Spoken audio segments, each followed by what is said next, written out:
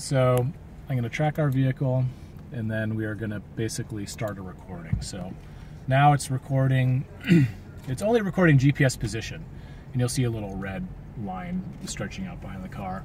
And then after we finish the route, I'll call this same route back up, and then the car will decide how to follow it. Mm-hmm.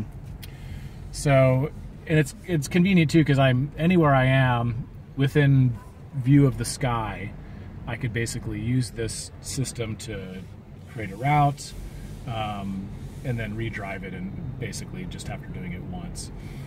And then after I load it back up, I can control how quickly it drives it, the whole feel of the ride, which is kind of part and parcel to autonomy, because we want it to feel like it's comfortable, it's not going to kill us or anything like that. So we show those controls in this demo to kind of just give people a warm and fuzzy when they're feeling the thing controlling itself. So I'll just try to, and if I connected it properly, I can do it continuously. So if I'm accurate with my steering and I get a good overlap, I can basically put it in repeat route and it'll just do it until it runs out of gas. And that's close enough. So now that I've got that, I can basically stop recording and save that stuff.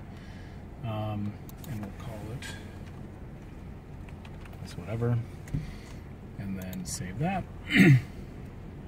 Now it's saved it. Now I can actually load that route that we just drove, and then bring it up. And what this is called in a deeper level is called inertial navigation. So what that means is it's not only GPS, it's actually using GPS and an IMU. So when I'm not seeing the GPS, the IMU tells me basically, am I going one direction or the other direction? So looks like we're sort of lined up. And then here in mode control, these things control how quickly we'll do it. We'll do it kind of conservatively right now. And now when I click Mr. Robot here and click that, it basically puts itself in drive. And now it's in control. I'm not touching the accelerator, touching the steering wheel.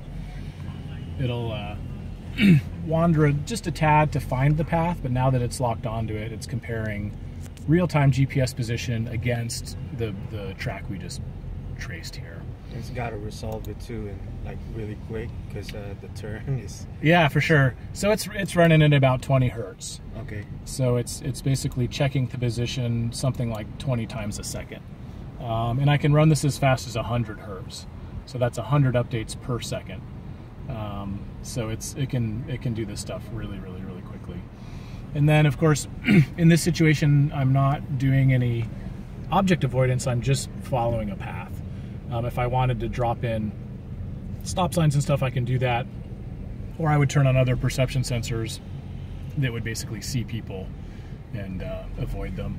And then when I touch the brake or move the steering wheel, that little interaction from me, the steering wheel senses that, and it gives me control back basically instantaneously. And that kind of what makes this sort of system safe. So ADAS levels are how we describe kind of how advanced the controls are in the car. This is basically what we call ADAS level 3, meaning that